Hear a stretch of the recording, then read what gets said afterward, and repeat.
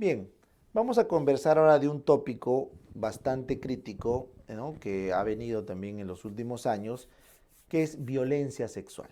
¿Correcto? Es violencia sexual. Entonces, vamos a conversar rapidito. Existen numerosos documentos sobre la violencia sexual, la violencia relacionada al género, ¿no? La violencia contra los niños.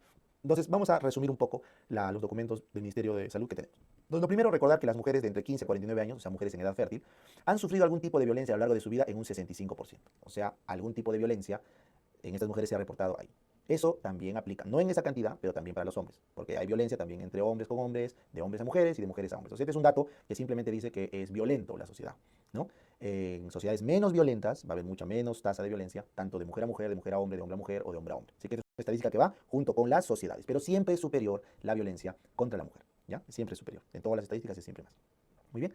Ahora, dentro del tipo de violencia, se tipifican en violencia sexual, que es lo más raro, luego la violencia física y luego la violencia psicológica. Esa es la distribución en porcentaje. De cada 100 mujeres que han reportado que han recibido algún tipo de violencia, el 60% ha sido una violencia psicológica, el 30% una violencia física y solo un 6.5% una violencia de índole o de corte sexual. ¿Listo? Entonces, esa es la estadística dura que se maneja sobre este caso. Entonces, lo que nos han preguntado en el examen ha sido cuáles son los factores de riesgo asociados a la violencia sexual, a una violación. Entonces, acá es importante entender que hay 4 niveles de evidencia.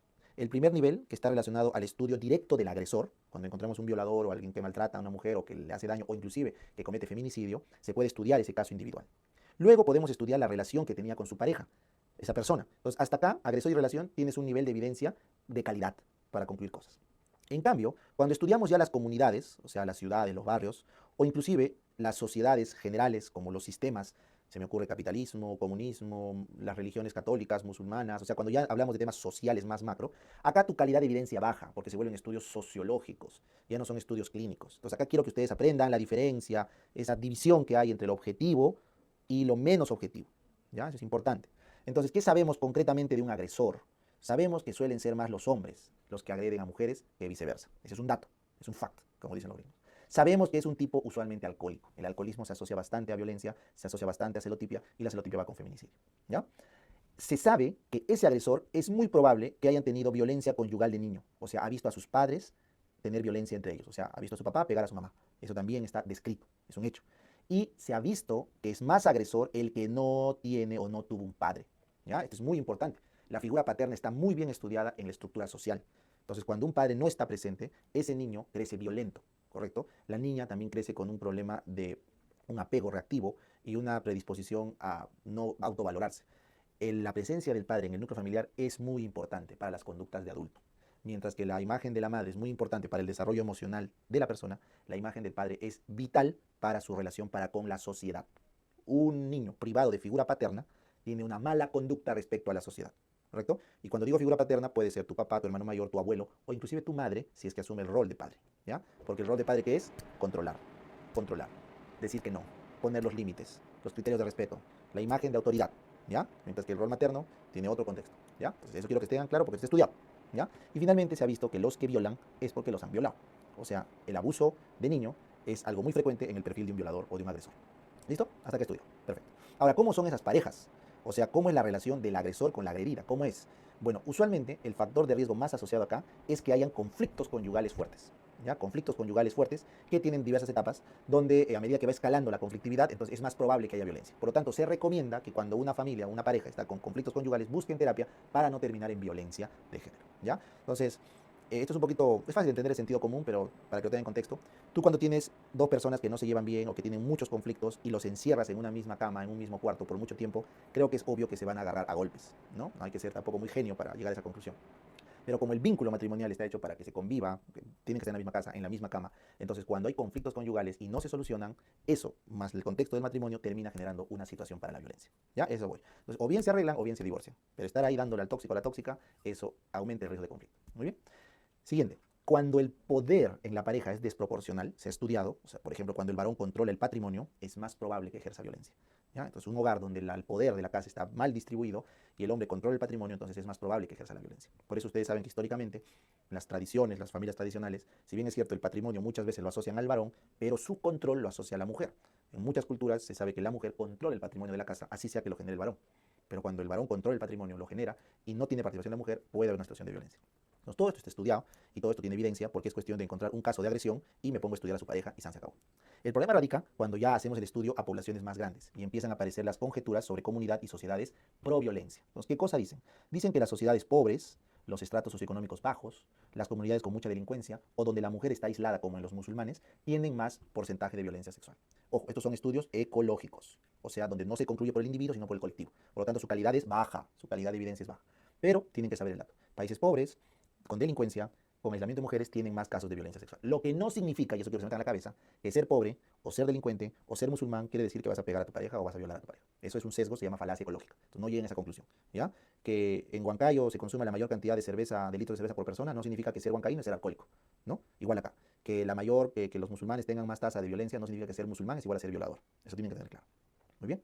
Y finalmente, todavía para empeorar las cosas, en este documento hablan sobre sociedades de violencia. O sea, como que se han ido más allá, o sea, han trascendido una comunidad de algunos cientos o miles de sujetos y se han ido a una sociedad que promueve la violencia, ¿no? Ya casi voy a hacer mi descargo, esto es algo netamente personal, lo que voy a opinar. Está en la norma escrito esto, pero me parece que los estudios sociológicos, al tener tan poco solidez científica, ni siquiera deberíamos considerarlos, ¿no? Y más son ideologías de gentes que gobiernan gentes, ¿no? Y ustedes saben que hay una línea delgada entre salud y política, hay una línea delgada que, bueno, ya la estamos cruzando, pues, ¿no? Entonces, cuando empezamos a hablar de esto, ya estamos cruzando una línea política, ¿ya? Entonces, hago mi descargo, pero está escrito en la norma, así que hay que saberlo. Entonces, ellos dicen que las sociedades donde las normas favorecen que el hombre controle todo, no sé, pues se me ocurre como la película de Barbie, ¿no? Se me ocurre, ¿no? O sociedades que patriarcales, ¿no? Que están hechas para que el hombre controle todo el sistema, no sé, pues, porque los billetes sale puro hombre, ¿por qué no sale Santa Rosa de Lima en el billete, ¿no? Esas cosas, ¿no? Patriarcado. Entonces, eso es una idea. Eso de que sabes, una idea. Así como yo tengo mis ideas, tú tienes las tuyas y las ideas se debaten y ahí queda. Pero eso no es ciencia. Eso no es un hecho, no es un fact.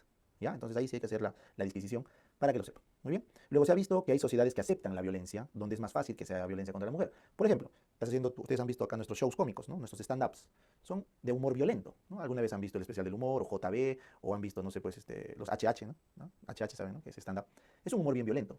Latinoamérica es una sociedad bastante violenta. Los americanos también son violentos. Hay sociedades más pacíficas, es cierto, y otras un poco más violentas, pero igual, siguen siendo ideas. Entonces, lo que dice este documento es que una sociedad donde se normaliza la violencia tiene más chance de que haya violencia, ¿no? Tiene sentido, pero no significa que eso sea así. Porque hay un montón de argumentos en contra, que no vale la pena ahorita hablar, perdemos el tiempo. Pero es lo que dice la norma, ¿ya?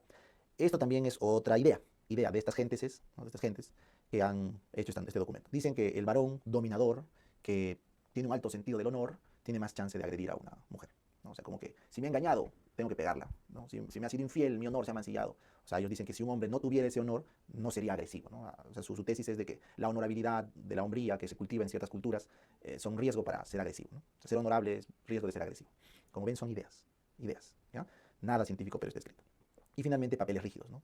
Las niñas juegan con muñeca, los niños con carrito, los niños con ternito, las niñas con vestidito, los niños de azulito, las niñas de rosadito. Eso para ellos son papeles rígidos. Y dice que eso genera riesgo de violencia.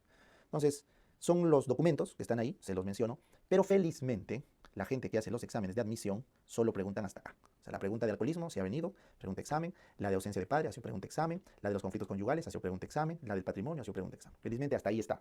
Felizmente no hablan sobre estas ideas que, como les digo, más son políticas que científicas. ¿Ya? Así que lo dejamos ahí. Muy bien, volviendo a nuestra realidad, lo que nos interesa, lo científico, lo objetivo, no las ideas, ¿no? Más aún si son más raras. Entonces, ¿qué hacemos cuando una chica ha sido violada o ha tenido una exposición de riesgo?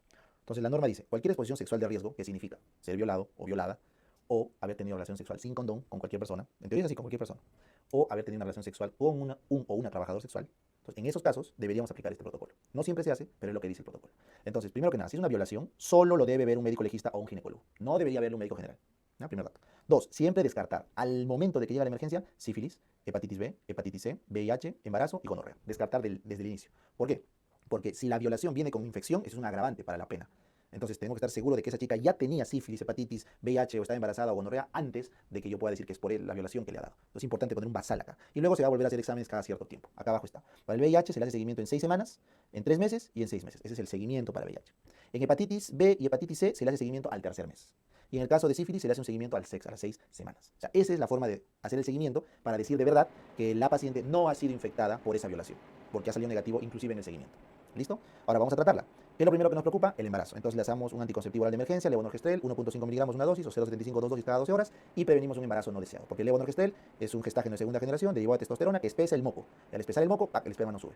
Listo. Y ahora nos concentramos en las ITS, ¿no es cierto? Nos concentramos en las ITS.